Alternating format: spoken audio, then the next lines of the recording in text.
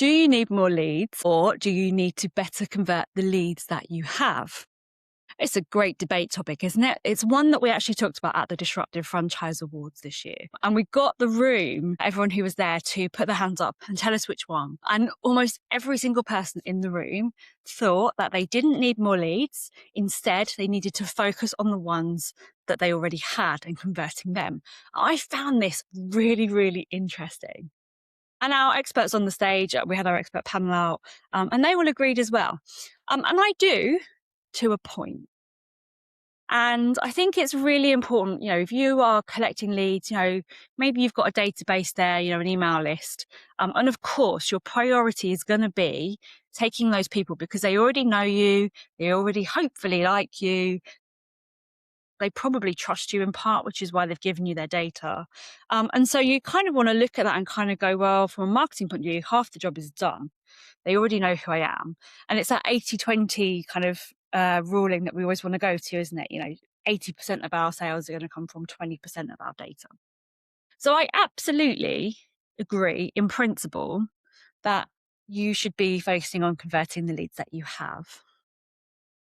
But there's a big part of me that disagrees as well. So I kind of wanted to unpick this in this week's episode because this is so relevant to every single business, isn't it? Not just franchisors, but franchisees, business owners. Okay. Very often I work with franchisors and they have a list already. Maybe they've got 300 people on that marketing list, 300 leads or 500 leads or even 1,000 leads, which are people who have joined their list, downloaded their brochure and shown an interest in, working with them in some way. And then from a franchisor point of view, shown an interest in obviously, becoming a franchisee or, from a business point of view, like buying your thing. So of course it makes sense to try to convert those people. And particularly in franchise, like if we go back to the franchisor hat for a second, we know that actually it can take like a good 6 to 12 months from somebody showing initial interest to becoming a franchisee. So of course, we want to get that nurture piece right. And it does make sense. It's much cheaper for us if we've already got those leads to try to convert them. But what if, just to play devil's advocate here, what if those leads, so that data has been sat there for like 4 years already or 3 months and they're not even opening their emails? So I actually think the nuance here is that it depends on the quality of the leads that you have generated in the first place. Hear me out.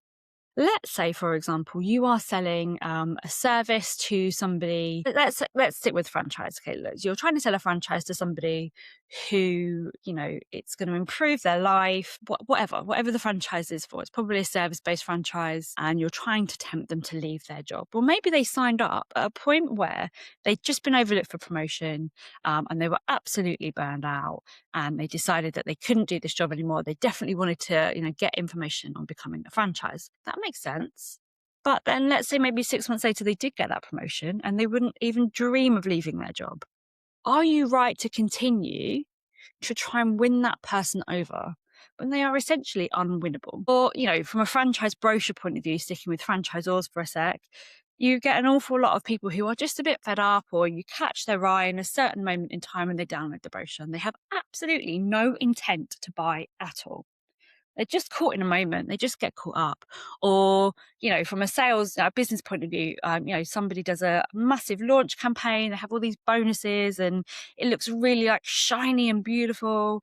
And they get leads on their list because they're doing this launch. Maybe like 4,000 people sign up for, the launch event, but only 2,000 show and the other 2,000 still on the list. I mean, you can flog a dead horse all you want. You're not necessarily going to convert those people because they were caught in a moment in time. And so the more effort that you put into just focusing on converting the leads that you have, personally, I think the more opportunity that you miss, over on the horizon. So it comes down to how well you qualify those leads in the first place. How we work at Impact Franchise in the agency is we have almost like a base level, like, yes, they're a lead.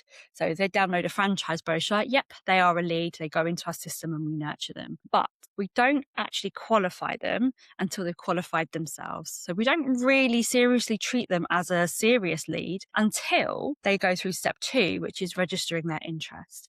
point where somebody gives you additional information, like, they tell us about their personal situation or why they think that they're suitable for the franchise, but they have to show intent, basically, more than just click the thing and download the thing. Once they've done that, then yes, absolutely, then we should focus on trying to convert them. What we see through the agency is only about 30% of all of the leads that we collect actually go on to self-qualify as intentional. Are you going to waste your time on the other 60%?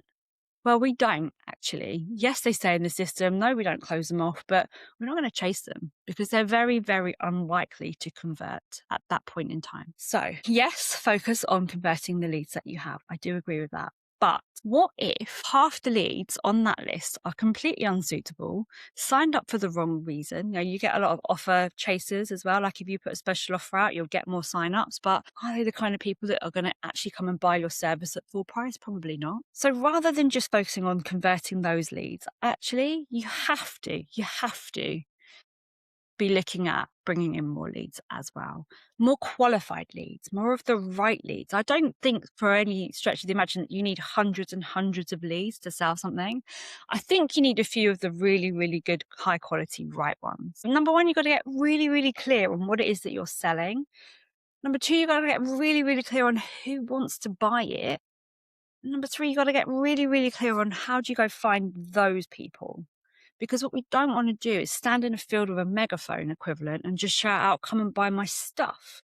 That's not going to convert, even on your email list. And also, in terms of how we go and get those leads, I think this is also really, really important. The more personal touch you can put out, the higher touch your voice, you're going to bring more of the right people in because they're going to resonate with you. It's like this podcast. If you're listening to this podcast, you either love me or you hate me. You're going to be on my list or you're not. You choose. That's okay. But what we don't want to really do is shout in the megaphone and get everyone kind of signed up and then really struggle to convert them. Instead, what we kind of want to do is have more of a personal touch element to it.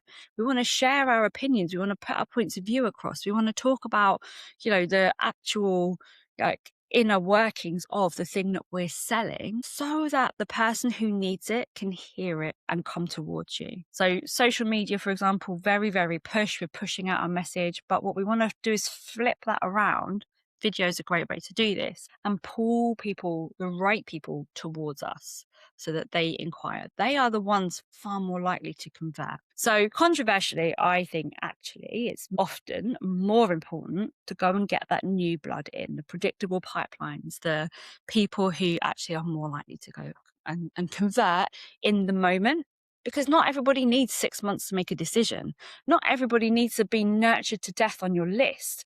Actually, the right person at the right time is so much more valuable. So there, I don't agree with everybody. And interestingly, so we asked that question, and then about an hour later, I stood on stage and I asked the room who had to stay standing if you had a predictable pipeline. And about 2/3 of the room sat down because they didn't have a predictable pipeline.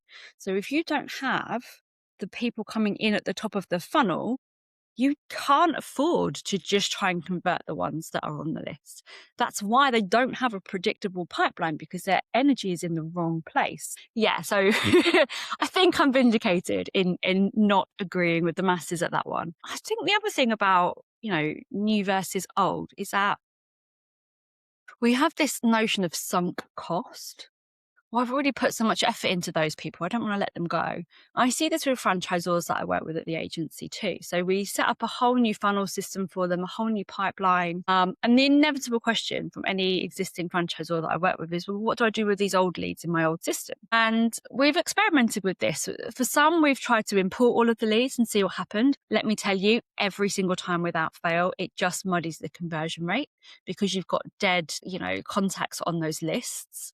And also it depends how clean those lists are as well. If you are not regularly cleansing your list of people who aren't opening your emails, etc., it's pointless. We've also gone out in campaigns with other franchisors and said to the existing list, like, we're moving, we've wrapped it nicer than that, but essentially we're moving. I'm not going to keep contacting you here. If you are still interested in the franchise, come over here.